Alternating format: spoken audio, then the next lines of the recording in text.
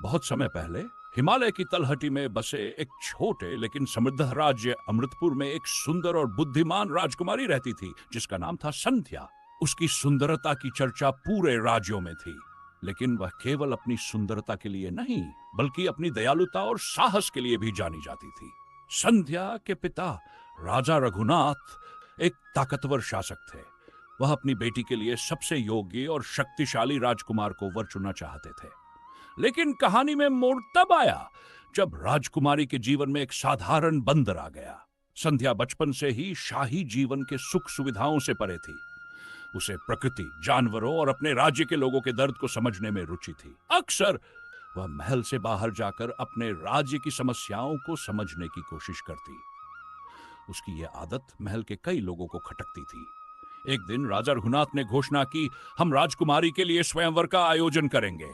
इस घोषणा से पूरे राज्य में हलचल मच गई। हर राज्य के सबसे योग्य राजकुमार को बुलाया गया। यह स्वयंवर न केवल ताक और कौशल की परीक्षा था बल्कि बुद्धिमत्ता और करुणा का भी परीक्षण था। स्वयंवर के दिन एक विचित्र घटना घटी। सभा के बीच एक बंदर आ गया। उसकी चाल में अजीब सा आत्मविश्वास था। वह जैसे खुद को भी राजकुमारी का वर बनने का हकदार मानता था। सभा में ठहाके गूंजने लगे। राजा गुस्से में बोले, इस बंदर को यहां से बाहर निकालो। लेकिन राजकुमारी संध्या ने बीच में ही कहा, पिताजी, यदि यह बंदर स्वयंवर में भाग लेना चाहता है तो इसे अवसर मिलना चाहिए। यह सुनकर सभा में सन्नाटा छा गया। पहली परीक्षा, साहस की परीक्षा। सभी प्रतिभागियों को मृत्यु वन से एक खास अमृत फूल लाने को कहा गया। जंगल इतना खतरनाक था कि अधिकतर राजकुमार डर कर लौट गए, लेकिन बंदर बिना झिझक के जंगल में घुस गया। उसने अपनी चतुराई और निडरता से अमृत फूल लाकर दिखाया। संध्या उसकी हिम्मत से बेहद प्रभावित हुई। दूसरी परीक्षा, राजकुमारी ने सभी से पूछा, अगर तुम्हारे सामने 3 रास्ते हो, पहला जिसमें आग और धुआं हो, दूसरा जिसमें खतरनाक शेर हो और तीसरा जिसमें पानी का तेज बहाव हो, तो कौन सा रास्ता चुनोगे? अधिकतर राजकुमारों ने गलत जवाब दिया, लेकिन बंदर ने चतुराई से कहा, मैं आग वाला रास्ता चुनूंगा क्योंकि पानी से आग बुझाई जा सकती है। यह रास्ता सबसे सुरक्षित होगा। यह सुनकर राजकुमारी उसकी बुद्धिमत्ता की कायल हो गई। तीसरी परीक्षा, करुणा की परीक्षा। सभा के बीच एक घायल किसान मदद मांगने आया।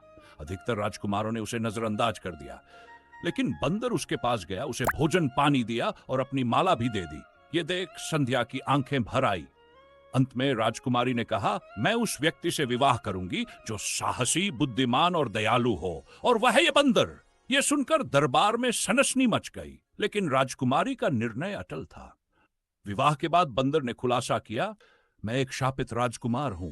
एक दुष्ट आर्षी ने मुझे शाप दिया था जिसे केवल सच्चा प्रेम ही तोड़ सकता है। संध्या ने मुस्कुराकर कहा, मैंने तुमसे प्रेम तुम्हारे गुणों के लिए किया है, तुम्हारे रूप के लिए नहीं। कुछ समय बाद उनके सच्चे प्रेम ने शाप तोड़ दिया और बंदर फिर से एक सुंदर और बुद्धिमान राजकुमार बन गया। राजा रघुनाथ और दरबार दंग रह गए। संध्या और राजकुमार ने मिलकर राज्य को न्याय, समानता और प्रेम के साथ चलाया। उनका राज्य खुशहाल बन गया और उनकी कहानी प्रेरणा का स्रोत बन गई। अगर कहानी ने आपका दिल छू लिया हो तो हमारे चैनल को लाइक और सब्सक्राइब जरूर करें।